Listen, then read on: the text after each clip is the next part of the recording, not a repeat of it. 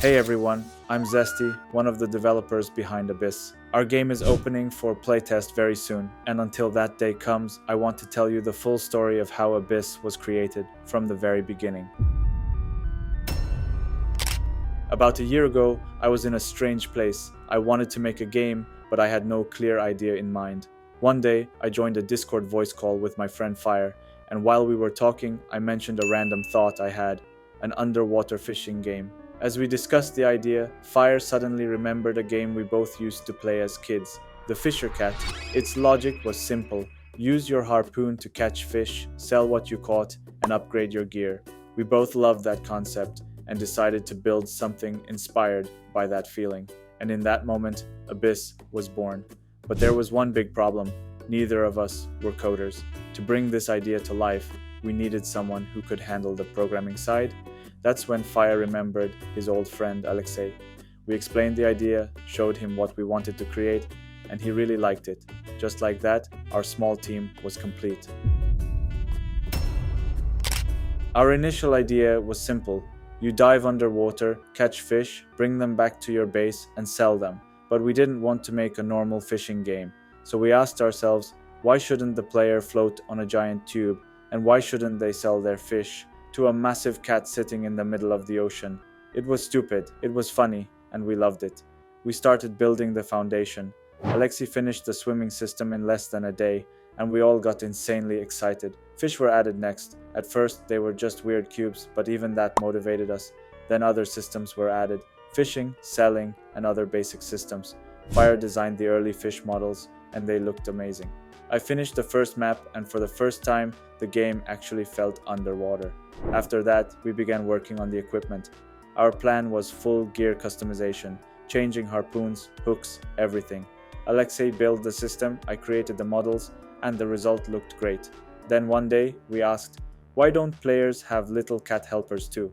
Fire drew some concepts to see how it would look, and voila, it's done. So we added them. They followed you and helped you catch fish. Everything was perfect. Yeah, everything was perfect. So, what could possibly go wrong, right? Well, everything. We kept adding more and more systems, skill tree, collectibles, quests, cooking, and more. And even though these ideas sounded fun, we didn't realize the truth. We were overcomplicating the game. We lost focus, and eventually, we lost motivation. Development process was about to stop. No one wanted to work on the game anymore. Eventually, we stopped completely. Abyss was dead.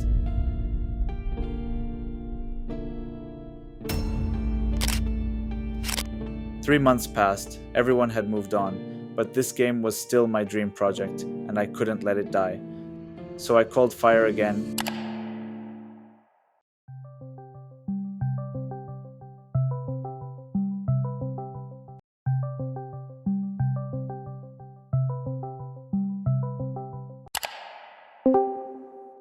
And told him, this can't be how Abyss ends. After a long talk, he agreed. But we also knew something important. The game needed huge changes. First, we got rid of the cartoonish theme.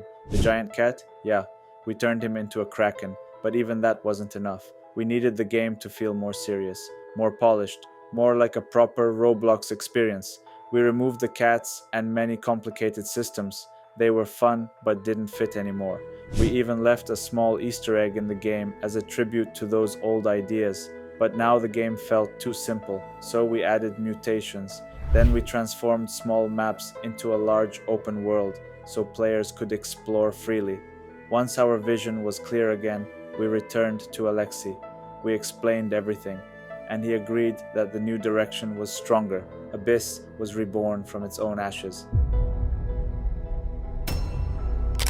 Assets were reused, equipment became purchasable instead of customizable, and nothing was perfect. But that didn't matter. We just needed a playable test version. The fish have also been updated to match the new theme. And for the first time, the game truly felt like a ROBLOX experience. Now it was time to show it to people, but nobody even knew the game existed. So we posted a video. We expected maybe a few hundred views, but no. The video went viral and reached 675,000 views. We were shocked. Suddenly, the game that we thought nobody cared about had a massive group of players wanting to test it. Even with barely any content, people kept playing. They weren't just trying it and leaving, they were actually getting attached. That's when we realized we were finally on the right path. We added new islands, new fish, and aggressive fish so players had a real challenge. People loved the chaos, but testers had one big complaint: catching fish was too easy. You just clicked and instantly succeeded. So we made a poll about the minigame, and the community voted for keep in balance. Suddenly, fishing required real skill. Still, something felt missing. So one day I pitched an idea. What if we add an artifact system? Uh,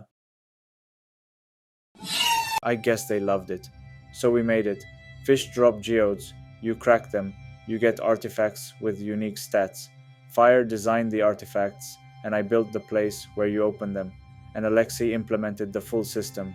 Testers loved it. At this point, we had everything: fish, mutations, quests, artifacts, and more. Abyss wasn't just a cute fishing game anymore. It had become an adventure, a project that started as a random idea, survived burnout, a full reboot, and countless redesigns. And finally, Abyss is real. A year of development can blind you. Here's something important we realized. When you work on a game for a whole year, you lose the ability to see what's good or bad. You get used to your own design. You stop noticing flaws. You stop noticing what's missing. That's why we need your feedback. Your perspective tells us what feels fun, what feels confusing, what needs improvement, and what hits the mark. Abyss was shaped by the community, and it will reach its best version with the community. Now, 1 year after starting this journey, Abyss is finally close to release.